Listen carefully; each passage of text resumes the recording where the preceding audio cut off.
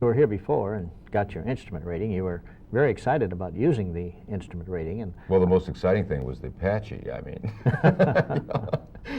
yeah. I've been using the instrument rating, and regardless what they say about Texas, they do have a lot of IFR days out there, and been flying the Corporate Twin a bit out there. One of the reasons that prompted me to call you, and other than just our friendship, was that we had an accident out there at a small airport near Houston, and a friend of mine was severely injured, and I've got some questions about kind of preparing myself for some eventualities on an IFR departure. He didn't die, fortunately, but the plane was demolished. I'm sorry to hear that. Do you have any other information as to why the accident occurred? Well, he was taking off under IFR conditions, and it was well below minimums. At about 300 feet, he became disoriented. It seems that the instruments didn't match up, and before he could analyze what was going on, the right wingtip caught some trees and it cartwheeled in, and he was weeks in the mending process. Well, I was very fortunate that this wasn't more seriously hurt in an accident like that. Have you discussed the accident with your friend since it happened? I talked with him, and of course we did some hangar flying, other people that knew him, and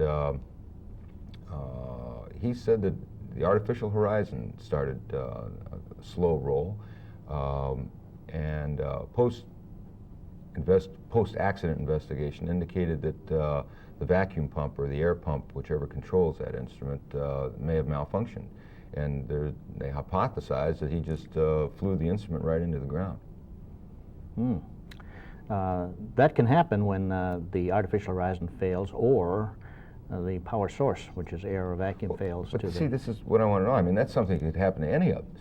And we go out there with all good intentions and all the training in the world, and something like that happens. Is there anything that you teach that could act as a mindset to prevent this sort of thing?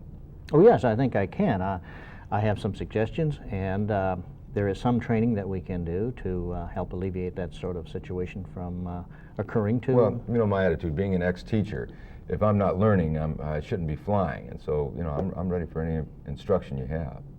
Well, of course, that's excellent advice. If you quit learning, you should quit flying. One of the most neglected acts of a pilot contemplating flight is that of the pre-flight preparation and planning. Now, I could spend hours talking about that subject, but every pilot should familiarize himself with an advisory circular, 6184. I have a copy of it here. I knew you would have. The role of the pre-flight, and every pilot should be thoroughly familiar with that, as well as using the checklist in the aircraft manual. Now, the July 1st issue of Aviation Safety, this publication, had an excellent article in it entitled "Extra Effort Pre-Flights Save Lives." Now, do you remember the story of the two student pilots that were watching a middle-aged gentleman pre-flighting a Cessna 150? No, and I think I've heard most of the Tony Kelly stories. Well, Jack, this old fellow must have spent 15 or 20 minutes just checking the exterior portion of this 150. And with a superior air, one of the students laughingly asked the fixed base operator, "Who is that old geezer? Is he fixing to fly it or buy it?" Oh, the FBO looked out the window and said, "Oh, him? That's Charles Lindbergh." Got the point. Do you think a more thorough pre-flight would have prevented the accident that I was telling you about? Well, possibly, Jack. We should never be more alert than when we're conducting a pre-flight or checking the systems during the run-up. Airplanes talk to us all the time, but the language is very subtle, and we must attune ourselves to receive the messages. After an incident or accident, pilots have been known to say, now that I think of it, I felt or heard such a thing during the last several takeoffs, but he did nothing about it until the event occurred. Sometimes a false sense of economy blurs good judgment. Do you think it was possible that the airplane warned my buddy and he missed it? Well, Jack, the warning may have been there. You might ask him if he checked the vacuum or air pump during the run-up. You see, too often complacency enters into the picture, especially if we fly the same aircraft all the time. Pre-flight and run-up checks are then done in a perfunctory manner. You know, our minds may be occupied with other matters. I've often seen pilots miss very obvious items. Yeah, you're right. Sometimes during the run-up, I find myself just going through the motions, not really watching the mag drop or checking the alternators, and I don't always use a checklist anymore. Maybe I'm slowly developing a series of bad habits. Well, you know, recognizing that fact is the first step toward corrective action. And traditionally, pilots have emphasized the planning of the en route and approach and landing phases of flight. But NTSB accident data, however, indicates that too little preparation is made for the actual takeoff of the aircraft. And Part 91 states that each pilot in command shall, before beginning a flight, familiarize himself with all available information concerning that flight. Although the number of general aviation accidents has shown a downward trend in recent years, the accident and fatality statistics indicate an increase in the percentage of accidents during the takeoff phase. I've read that the first minute of flight is the most critical phase of the entire trip. Yet that same article in which I read that wasn't very helpful in informing the pilot how to make it safer. Well, Jack, here's a sketch of a typical takeoff profile for a single-engine aircraft. Now, to begin, let's assume that the pilot has performed a thorough pre-flight, used a checklist during the run-up, calculated the effects of weight and density altitude on the performance, and has mentally reviewed all three segments of the takeoff. Now, wait a minute. You're talking about 3 segments. That's the first time I've heard that. What's that all about? Well, let's take a look at the sketch. Everything is checked and we're ready for takeoff. Notice that the number 1 is not at the end of the runway. Most pilots' handbooks will base their takeoff performance charts on full power being applied prior to brake release. Now, look at the conditions listed in the upper left-hand corner of the chart. We don't often meet these conditions. We make rolling takeoffs. Now, to compensate for that, begin the calculations for the performance on the takeoff at the point where full power is applied, basically at number 1 on this chart. Now, as the throttle hits the stop or the manifold pressure reaches the red line, check all the engine instruments, including the EGT. Now, if anything at all is amiss, even slightly amiss, execute an abort. Now, not long ago at Ramona Airport in California, I was training with a man in an A-36. We made several takeoffs, and then he decided he wanted to check his mags prior to making the next takeoff, which he did. During the takeoff roll, I noticed that the EGT was 80 to 100 degrees higher than it had been on previous takeoffs, so I said, okay, let's abort. He pulled the throttle back, we taxied off the runway, and he asked what was the trouble, and I said, well, I'm not sure, but your EGT is higher this time, which would indicate to me that we have an ignition problem.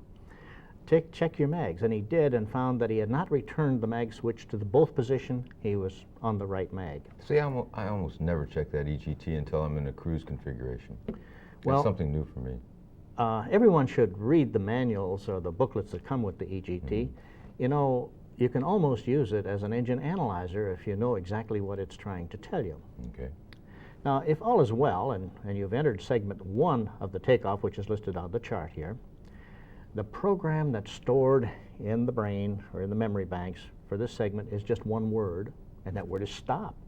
Now, while accelerating, for instance, if you see anything, smell anything, feel anything, or hear anything that is not completely normal and expected, you must abort. Now, you must resolve to do this, Jack, without question. No rationalizing, analyzing, or hoping that it will clear up. Just stop. Keep the problem on the ground. Now, you are in segment 1 until the gear begins to retract. On a short runway, pull the gear up when you note a positive rate of climb. On longer runways, leave the gear down until there is no chance of putting the airplane back down on the runway and bringing it to a stop. Once you've decided there's not enough runway left to land on, you bring the gear up, and you are in segment 2 of the takeoff, and the program changes. Now, most pilots' handbooks suggest the actions that must be taken if an engine fails immediately after liftoff.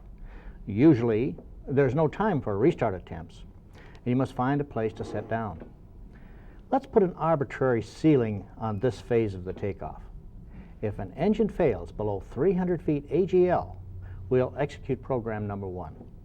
Now, first, establish 1.3 VSI. That's 30% above stall in the clean configuration. Now your BY, or best rate of climb speed, will normally be a higher speed than that. So if we're real careful, maybe we can nurse a few extra feet of altitude while we're going to the 1.3 VSI. But remember, speed control is extremely important. Maintain 1.3 VSI and point the aircraft toward the most suitable landing area. Now, of course, the cautious pilot would have the best place to land in mind prior to takeoff. As you approach the landing spot, deploy full flaps and reduce speed now to 1.3 VSO. Turn off the battery switch and the alternator. Pop the door, mixture to idle cutoff, magnetos off, and fly it onto the ground. Let the flaps absorb the energy. Don't stall the aircraft onto the ground. Then get out and get away as soon as is possible. Now, wait a minute, Tony. My airplane has this engine out glide speed of 110. We're down to around 95. What's the discrepancy there? Yes, I know what you're talking about, Jack. The engine out glide speed given in the emergency section of your handbook.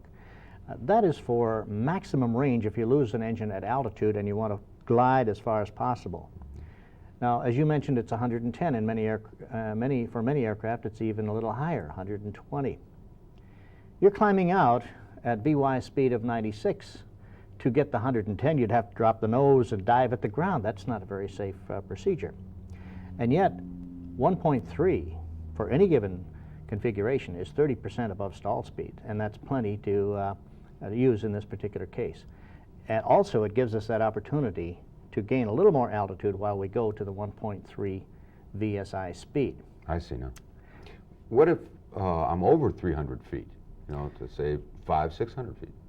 Well, between 300 and about 800 or 1,000 feet AGL, we'll execute Program 2 if an engine fails. Now, in the pilot's manual, this is usually referred to as an engine failure in flight. At any rate, we now have time to troubleshoot and try for a restart.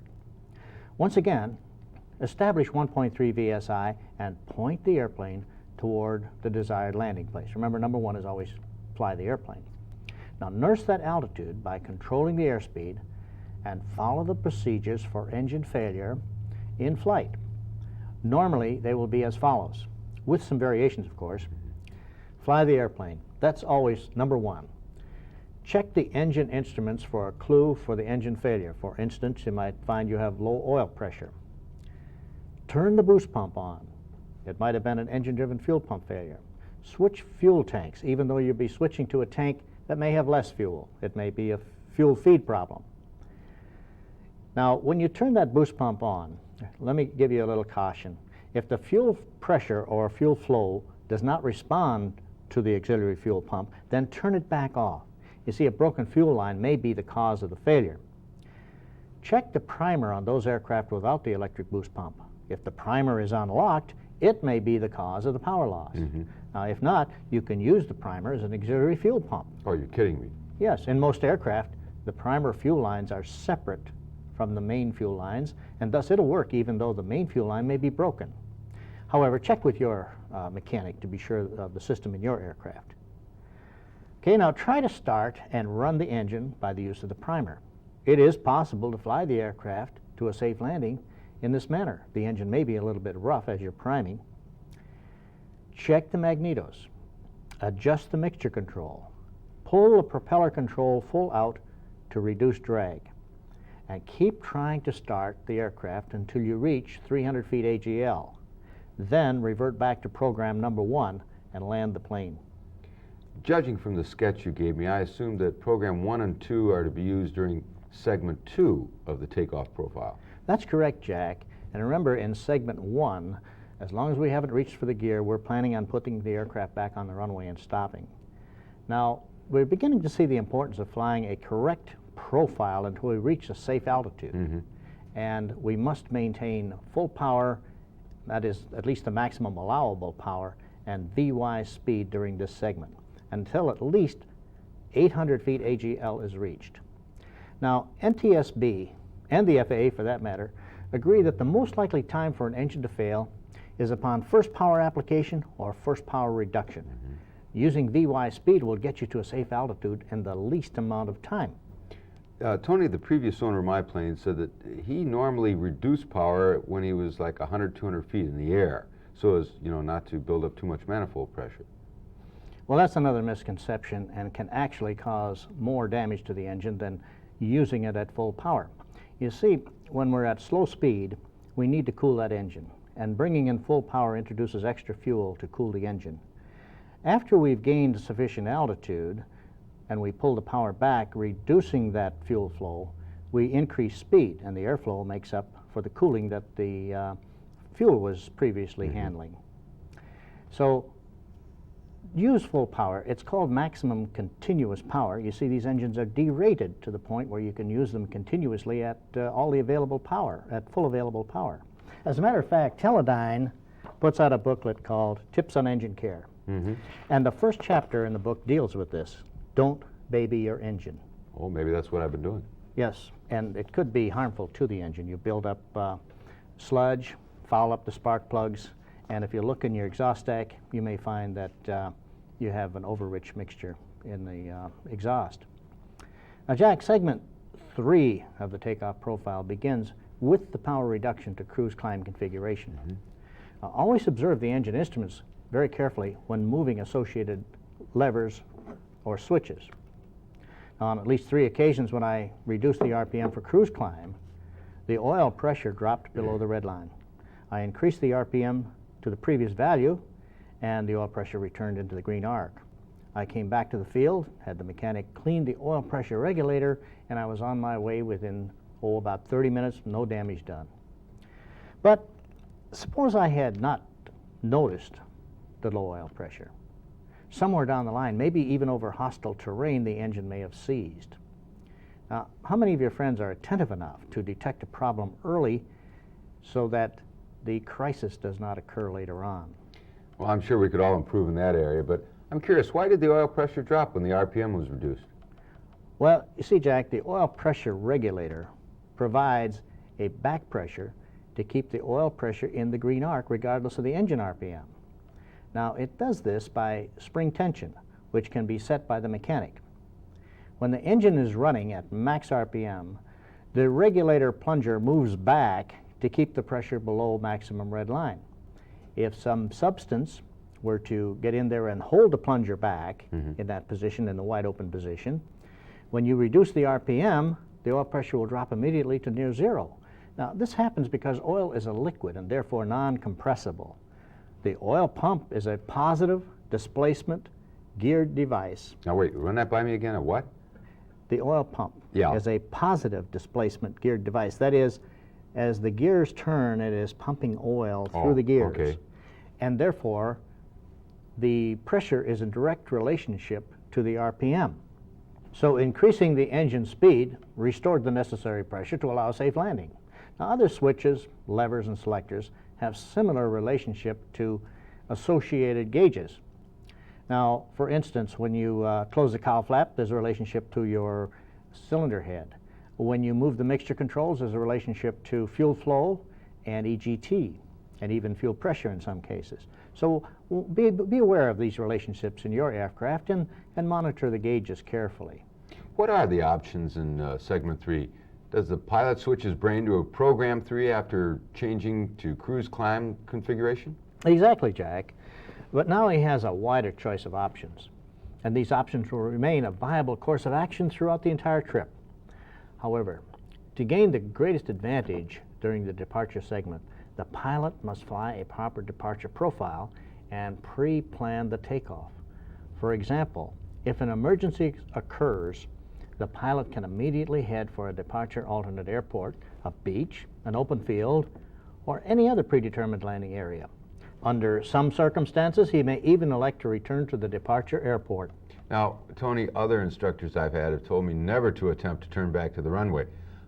Under what circumstances should I consider a return to the airport if a problem arises during segment 2 or 3? Well, Jack, I'll get to that in just a moment. First, the pilot ought to carefully consider the departure route flown from airports most often used.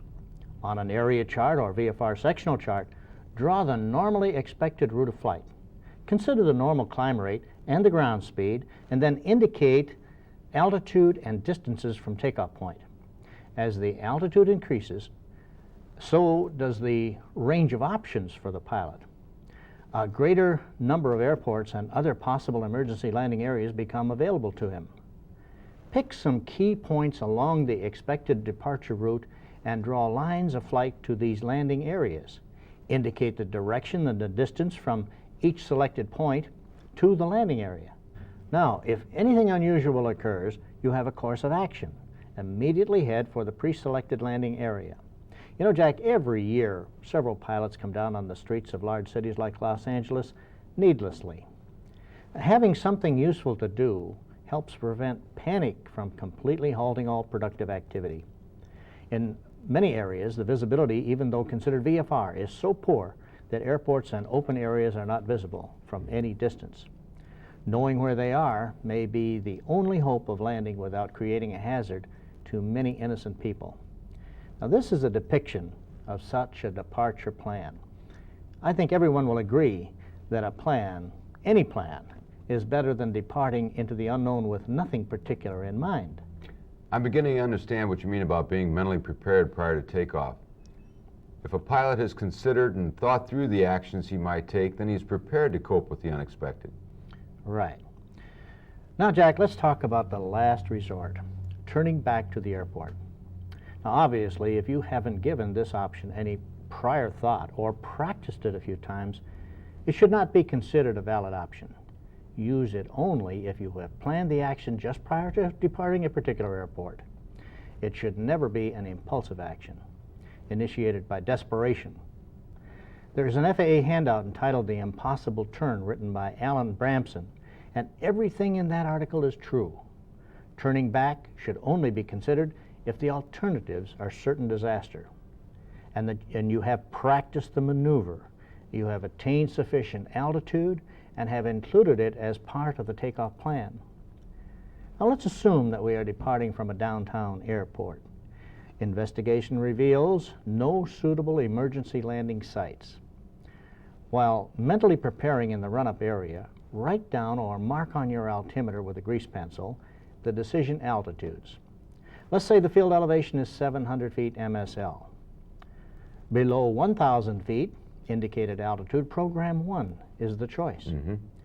From 1,000 feet to 1,500 feet, program 2 will be activated. And above 800 feet to, say, 1,500 feet AGL, turning back may be a better choice than the streets of the city. Now, you must be prepared to activate this option immediately if the engine quits after 1,500 feet. Any hesitation or indecision may make reaching the airport doubtful. Now, before taking the runway, note the windsock or get a surface wind check. Decide the direction of the turn. Obviously, a downwind turn could put you out of reach of the departure airport. Now you must fly a proper departure profile. The best rate of climb for the typical Bonanza is about 96 knots. If we use a 35-degree bank, the turn will take about 35 seconds to complete. Now, we'll need to turn about 210 degrees to head back for the runway. The stall speed of the Bonanza clean is 64 knots. The 35-degree bank will increase that by 8% to 70 knots. During the turn, try to maintain 1.3 VSI, or about 90 knots. Again, airspeed control is extremely important. Just fly the airplane until the turn is completed with the least loss of altitude. Now, you can expect to lose 400 to 500 feet in the turn. Use the flaps and gear as tools to reach the touchdown point after the turn is completed. Now, let's examine the possible consequences of our decision. There may be opposite direction traffic, a strong tailwind after you turn around, and no time to declare an emergency. But all of that goes into the original plan. If traffic prevents landing on the runway, use the taxiway. If that is occupied, land elsewhere on the airport, wheels up if necessary. It's still better than Grand Central Avenue. Oh, one last thought. If you have given up trying to restart the engine, then close the throttle. I know of a few cases, Jack, where the engine momentarily burst into life with full power just as the pilot was settling onto the only available landing spot. Jack, there are so many things that we should take into account before shoving the throttle to the wall that I doubt if anyone is really fully prepared as he leaves the turf and bores skyward. Professional pilots, and I'm not referring only to airline types, should approach the takeoff as they would any decision which commands severe consequences. We won't have time to cover every possibility here, but let's talk about a few that extract the largest toll according to accident reports. Near the top of the list is weight and proper distribution of the load. Gross weight is established both for operating and performance considerations. It is a basis for determining the takeoff distance. If gross weight increases, the takeoff speed must be increased to produce the greater lift required for takeoff. In fact, the takeoff distance varies with the square of the gross weight. Now, just for example, a 10% increase in takeoff weight would cause 1. A 5% increase in the speed necessary for takeoff velocity. 2. At least a 9% decrease in acceleration. And 3. At least a 21% increase in takeoff distance. 4. An increase of 10 degrees centigrade in temperature above ISA will add 20% to the takeoff run. And 5. A 10% increase in takeoff roll for each 1,000 feet above sea level. By using just a bit of judgment, most pilots can keep the weight within the CG limits. But each year, aircraft, some of which are under gross weight, become uncontrollable because of poor load distribution. You know, I witnessed a classic case a few years ago at Meigs Field near Chicago. While performing the primary function of a corporate pilot, which is waiting, I saw a delivery truck pull up to an unattended Cessna business liner. Several sheets of 8x12 plastic sheets were fed through the cargo door and piled on the cabin floor. The seats had been removed, but about an hour later, a pilot appeared. Now, if he noticed the full extension of the nose strut, he didn't give any indication. He opened the cargo door, and when he put his foot on the entry step, the tail skid touched the ground. Now, was that airplane talking to him? It was screaming at him. But he got in, he closed the door, and when he walked forward, the tail skid lifted, but the airplane was still very nose high. He started the engines and taxied to the runway. Shortly after, he was in the takeoff roll. And after a few hundred feet, the nose pitched up and the aircraft became airborne. But the elevators were in the full down position. The plane wobbled into the air, gained about 30 feet, and then mushed back onto the runway. It appeared to strike tail first, and the force of the pancake-like landing collapsed the gear. The Cessna slid to a stop. The cargo door opened, and the pilot took the biggest step a pilot can take, about 6 inches to the ground. He looked around, and he put his hands in his pocket and walked back to the terminal. Now, I swear I heard that airplane say, "I told you so." You know, later I found out that that pilot held an ATP rating. You know, he probably wasn't over gross weight. I bet when he started to accelerate, the unsecured plastic ran to the rear there, putting it out the back end of the CG envelope. I bet he'd like to take that takeoff and put it somewhere and try it one more time. I think you're right, Jack. You know, I've had a few that I'd like to take back, but fortunately the consequences weren't that severe. You know, hand in hand with the effect of weight on performance is density altitude. Proper accounting for the pressure, altitude, and temperature is mandatory for accurate prediction of takeoff data. The required information is listed in the aircraft operator's manual and should be calculated before each takeoff. This becomes extremely critical when operating from a high density altitude or with a heavily loaded aircraft. The results will be optimistic because the manual does not take one very important ingredient into consideration. This was a very important item for predicting performance in the DC-6 that I flew. According to the military handbook, humidity can reduce power output of a normally aspirated engine by as much as 14%. Now that's because water vapor occupies space in the combustion chamber and displaces oxygen. This prevents a normal fuel-air ratio being present during takeoff. Now, a 10 to 14% reduction in available power could be the difference between flying or sinking back into the terrain after leaving the ground effect. So leave a little safety margin for power loss due to humidity when calculating aircraft performance in the summertime. See, I always thought that wet air would give better engine power. The engine seems to sound better on rainy days. Yes, this is a common misconception. Another item, the effect of which is commonly misjudged, is wind. Each owner's manual depicts representative wind data and corresponding ground roll distances. A headwind, which is 10% of the takeoff airspeed, will reduce the no-wind takeoff distance by 19%.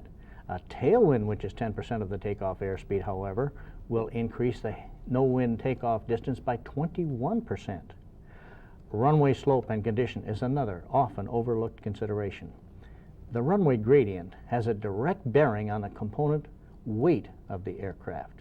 A runway gradient of just 1% would provide a force component along the path of the aircraft, which is 1% of the gross weight. The additional drag and rolling friction caused by a 1% upslope can result in a 4% increase in the takeoff distance. However, given the choice, it's generally preferred to take off uphill but into a headwind. However, remember that factors such as a steep slope and a light wind may make an uphill takeoff impractical. In addition, Advisory Circular 6123A states that grass, sand, mud, or deep snow can easily double the takeoff distance. It also says that it's the pilot's responsibility to determine the effect of these existing conditions. Well, frankly, Tony, I didn't realize how much preparation and thought should be given to the takeoff phase to make it as safe as possible. As much as we've talked about here, I don't see that any of it really pertains to the incident pertaining to my friend. Isn't there anything that can be done to protect against faulty flight instruments during the initial takeoff climb? Well, Jack, I didn't get into that immediately because I'd like you to realize that a safe pilot doesn't prepare himself for one or two contingencies. He must have mentally reviewed all of the possible events that occur on a regular basis to pilots of single-engine aircraft. And we have time only to cover a few of the most common causes of accidents on takeoff. So you and the others must continue your education. Play the what-if game, especially if you fly together.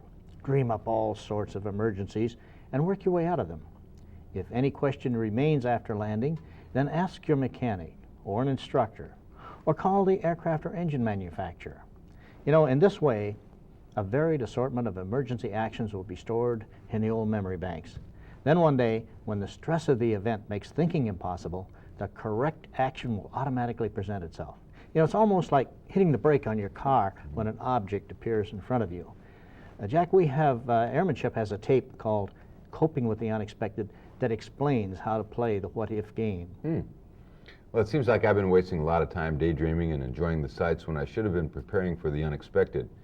But what about the flight instrument failures? Can I practice for that? Well, you can. You were introduced to it when you trained for your instrument rating. Yeah. You remember the recoveries from the unusual attitudes? Well, here's another example where the training is usually too little. It's not enough to recover to a level flight attitude. The pilot should practice making various instrument approaches with flight instruments inoperative. You see, in the real world, the only way out may require that an instrument approach be made. Now, let's return to the takeoff position for a moment. Now, while taxiing, the first flight instrument check should be made after leaving the congested area. In a turn on the ground, observe all of the gyros for correct and positive action. The ball is free in the race, and the whiskey compass is accurate and has the proper fluid level. Next, during the run-up, check the vacuum or pressure gauge. Normal readings should be attainable at 1,000 to 1,200 RPM. Now, if more RPM is required, then have the vacuum pump checked. Now, precession is another clue that the instrument may be malfunctioning. If you find that you must hold the nose higher on one side of a turn than on another in flight, then the attitude gyro may need a checkup. Slow erection of an attitude gyro is also a reason to have it checked. Non-slave directional gyros that need constant resetting should also be checked. Now, Jack, let's assume that we are in position for takeoff. The ceiling and visibility are such that we'll be on the gauges by the time the wheels are in the wells. Now, during this takeoff, all will be, as usual, until we reach a speed about 5 knots below charted liftoff.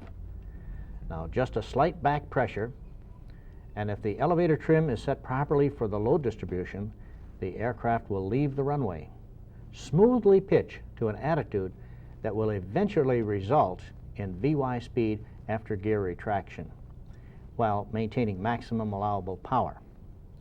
Now, you will have to determine this angle on the artificial horizon by observing a few initial climbs after stabilizing with the gear up and before reducing to cruise climb power. It's usually about a 10-degree angle.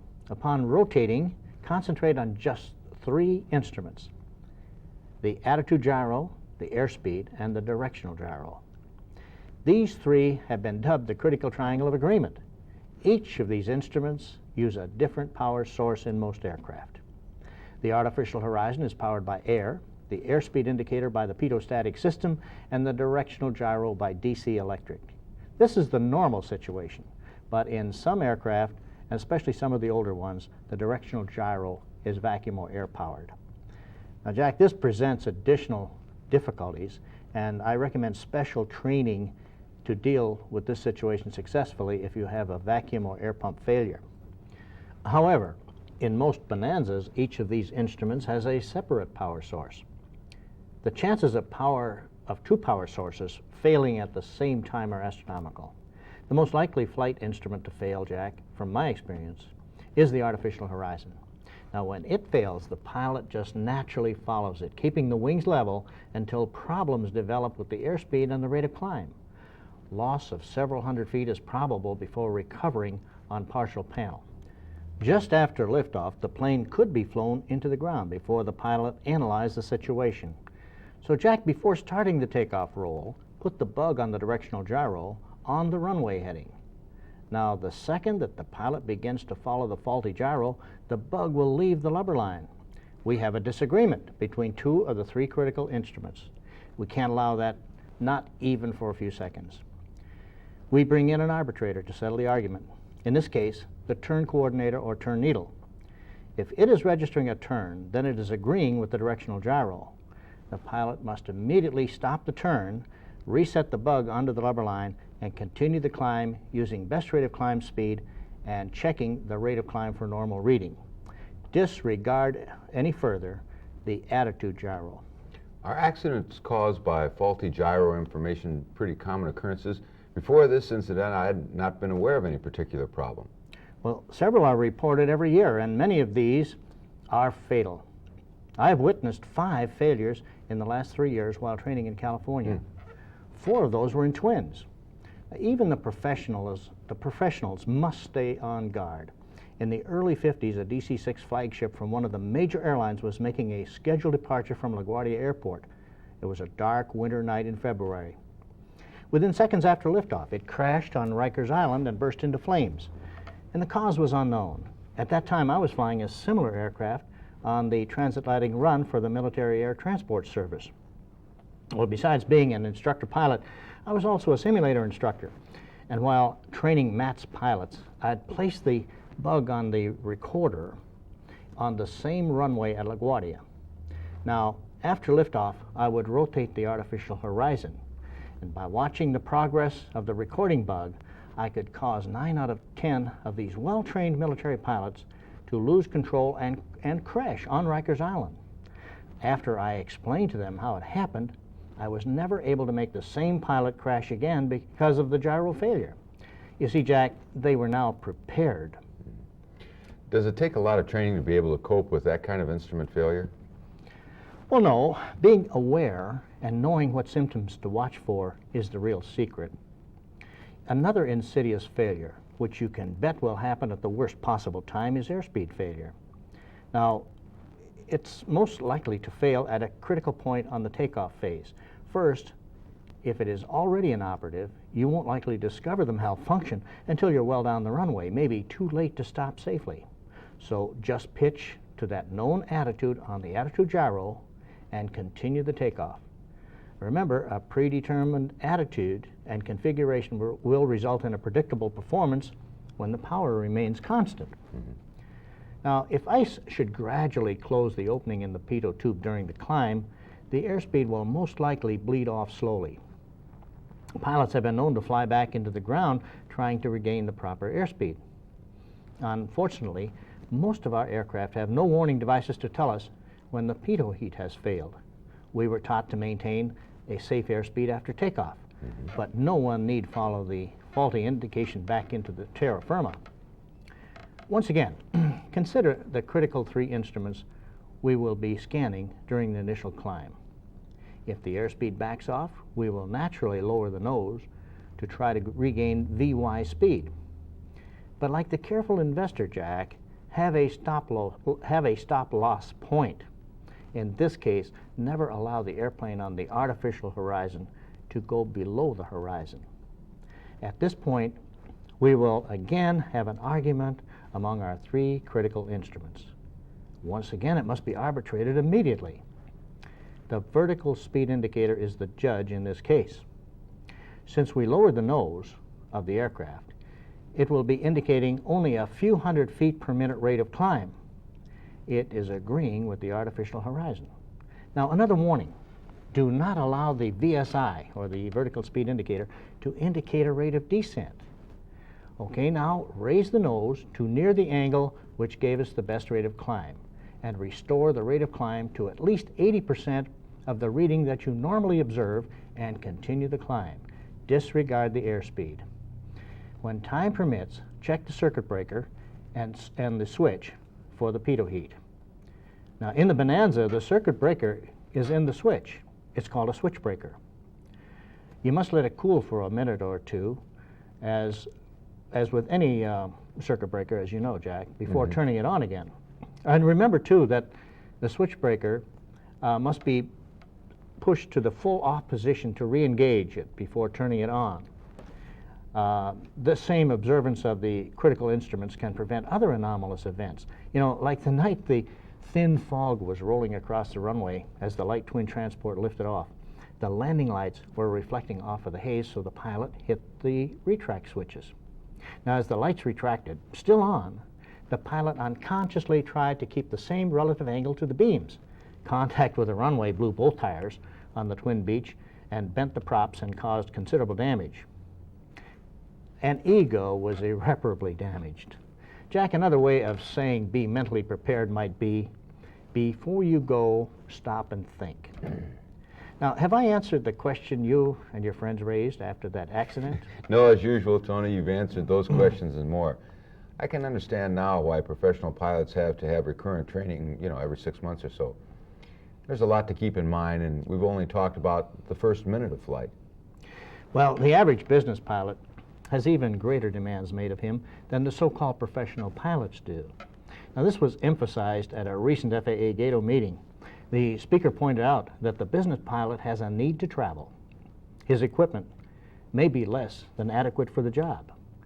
He must act as the dispatcher, the captain, the first officer, engineer, and navigator. He will be operating in the same weather and the complex ATC system. He will fly the same approaches, handle all the communications, sophisticated navigational equipment, and do it all alone. Now, if he has developed bad habits or lacks an adequate aeronautical knowledge, there is no one in the other seat to correct or tutor him. That's for sure. His skill and knowledge may continually deteriorate, and he isn't even aware of it. The weather couldn't care less if you don't have a co-pilot, radar, or serviceable autopilot. And that's your problem. If you need to make approaches when the ceilings and visibilities are near minimum, then your skills had better be of a professional level. In few fields is the demand for professionalism of more serious consequences than it is in flying. As you noted earlier, Jack, if you quit learning, it's best to quit flying.